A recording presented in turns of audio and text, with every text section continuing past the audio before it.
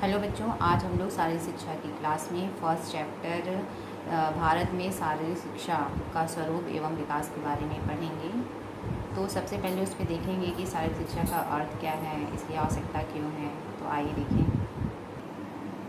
बच्चों, मानव जाति की प्रगति एवं विकास के लिए स्वस्थ शरीर और स्वच्छ मन अपना एक विशेष स्थान होता है।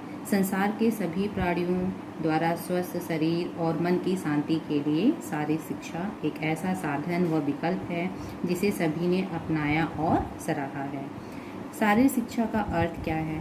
शारीरिक शिक्षा दो शब्दों के मिश्रण से बना हुआ है, शारीरिक और शिक्षा। अर्थात शारीरिक शिक्षा ऐसी शिक्षा है जो पूरी तरह शरीर से संबंधित समग्र प्रकरणों का अध्ययन करती है। मतलब ये कि शरीर से संबंधित सभी अंगों का उसमें अध्ययन किया जाता है। शारीरिक शिक्षा विषय में व्यक्ति की समस्त शारीरिक गतिविधियों, क्षमताओं, क्रियाओं, विकास के समस्त पहलुओं और विकास की गति में अवरोध करने वाले तत्वों तथा उनके उपचार का अध्ययन किया जाता है।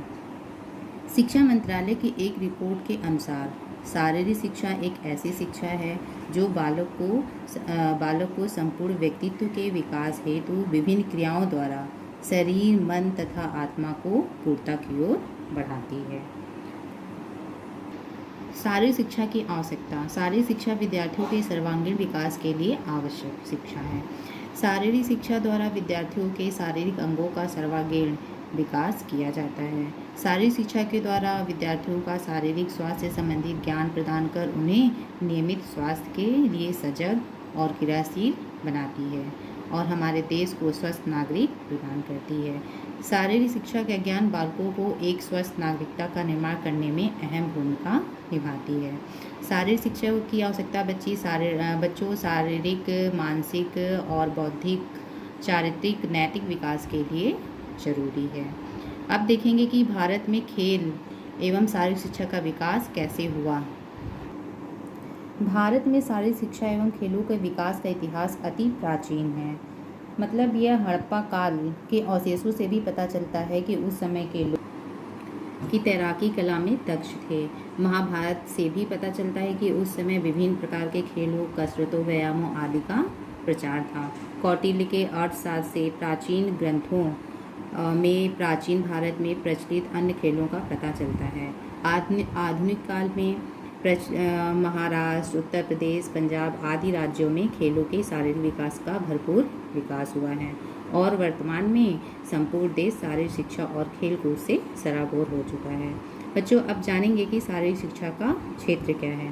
शारीरिक शिक्षा का क्षेत्र अत्यंत व्यापक है। शारीरिक शिक्षा का क्षेत्र मात्र शारीरिक प्रशिक्षण एवं ड्रिल तक ही सीमित नहीं है, वरन जितनी भी स्वास्थ्य संबंधी क्रियाएं हैं वे शारीरिक शिक्षा क्षेत्र के अंतर्गत सम्मिलित होती हैं या आती हैं।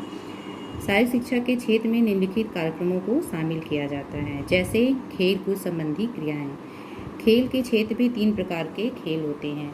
बच्चों, खेल कूद तो सभी को पसंद होता है, चाहे वो बच्चे हों और युवा हों या वृद्ध हों।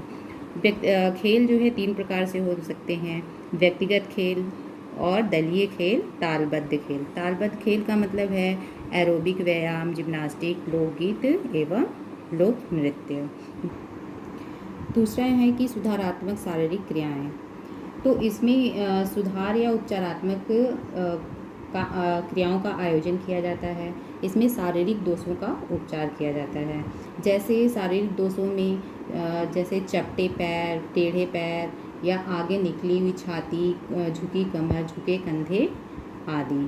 तो शरीर को सुडौल और संतुलित बनाने के लिए सुधारात्मक क्रियाओं का प्रयोग शारीरिक शिक्षा में किया जाता है। इसके बाद है कि जिम्नास्टिक। बच्चों, जिम्नास्टिक में जो है सर्कस आदि में जिम्नास्टिक की क्रियाएं की जाती हैं।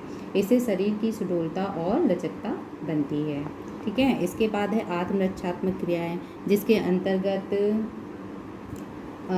जैसे मुक्केबाजी, कुश्ती, लाठी, निडर, ये सब चीज़ें जो हैं की जाती हैं, जिससे आप अपनी रक्षा स्वयं कर सकते हैं। आधारभूत सामान्य व्यायाम के अंतर्गत जैसे हम रोज की क्रियाएं करते हैं, जैसे चलना फिरना, दौड़ना, भागना, वजन उठाना, बाग बगीचे, खेत खलिहान आदि में जाना, इससे ही हमारी ये क्रियाएं या व्यायाम संपन्न हो जाते हैं। योग क्रियाएं के अंतर्गत आती हैं जैसे योगासन, ठीक है, प्राणायाम और जो है धनुरासन, जैसे ये पेट के लिए है, श्वसन प्रणाली को लाभ होता है इससे। शवासन में क्या है, शरीर की थकान से लाभ मिलता है। भुजंगासन के करने से जो है मेरुदंड को लाभ होता है। तो इस तरह से इसके अंतर्गत ये क्रियाएं और आसन आते हैं। पूरक खेल बच्चों वे होते हैं जो छोटे खेल होते हैं, जैसे हम लोग खेलते हैं ऊंच नीच और जो है बिल्ली, पूसी बिल्ली, चूहा बिल्ली, हाँ, चीता दौड़, इस तरह के गेम जो है जो खेले जाते हैं छोटे, आपने देखा होगा खेलते हुए, तो ऐसे गेम इसके अंतर्गत आते हैं। मनोरंजनात्मक क्रियाएं इसके अंतर्गत बच्चों आती हैं, जैसे वो खेल होते हैं छोटे खेल, शतरंज, कैरम, घुड़सवारी और शैक्षणिक शिकार करना, मछली पकड़ना, मतलब जो आपको पसंद हो, जिसमें आपको खुशी मिले, वो चीज़ें करने से ही ये क्रियाएं इसके अंतर्गत आती हैं। अब देखेंगे शारीरिक शिक्षा के उद्देश्य क्या हैं। सामान्य शिक्षा के साथ साथ शारीरिक शिक्षा हमारे जीवन के लिए आवश्यक है। इसके द्वारा व्यक्ति का व्यवहार, चरित्र, आचरण, मनोवृत्ति, भावनाओं, विचारों तथा ज्ञान आदि में परिवर्तन होता है। उद्देश्य जैसे शारीरिक विकास का उद्देश्य। शारीरिक विकास का उद्देश्य इसमें जो है हमारे शरीर के सभी संस्थानों, जैसे रक्त परिसंचरण संस्थान, श्वसन संस्थान, वायु प्रणाली, मांसपेशियाँ, पाचन प्रणाली इत्यादि का विकास किया जाता है। कहते हुए बच्चों आप लोगों ने सुना होगा कि जो है स्वस्थ शरीर में ही स्वस्थ मस्तिष्क का निवास होता है तथा स्वस्थ शरीर के लिए शारीरिक शिक्षा आवश्यक है। दूसरा है कि आध्यात्मिक विकास का उद्देश्य बच्चों, इसमें जो है देखिए आध्यात्मिकता मतलब धार्मिक से संबंधित है और बालक के विचारों में यह पवित्रता लाती है तथा उसकी चिंतन शक्ति, सोचने की शक्ति को वो बढ़ाती है। इससे व्यक्ति जो है धार्मिक प्रवृत्ति को जागृत करके व्यक्ति के क्रियाकलापों पर नियंत्रण रखती है, जिससे बालक समाज विरोधी कार्य नहीं कर पाता है। अवकाश के उपयोग का उद्देश्य मतलब यह कि अगर आपके पास अवकाश है, छुट्टी होती है, रविवार है या कुछ और भी छुट्टियां पड़ती हैं, उसमें आप खेलों को खेलना, घूमना फिरना तथा व्यायाम इत्यादि इसके अंतर्गत कर सकते हैं।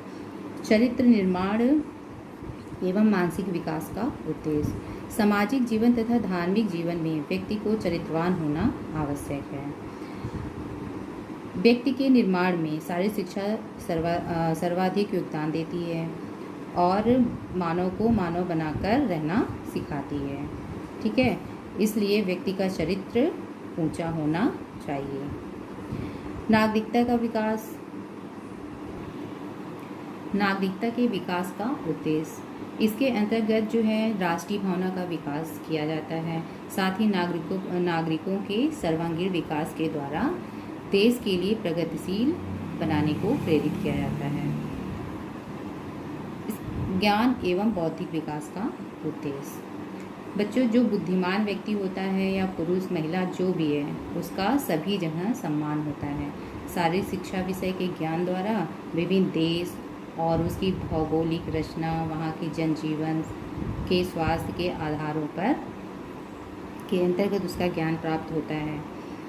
सांस्कृतिक एवं राष्ट्रीय विकास का उद्देश्य शारीरिक शिक्षा के एक ऐसा माध्यम है जिसके आधार पर किसी देश की संस्कृति को अत्यंत महत्वपूर्ण बनाया जा सकता है। बच्चों बस आज यहीं तक का ये वीडियो रहेगा। इसके बाद जो है आपको आगे बताया जाएगा कि स्वतंत्रता प्राप्ति के पश्चात शारीरिक शिक्षा का विकास आधुनिक स्वरूप उसका कैसा है, ठीक है।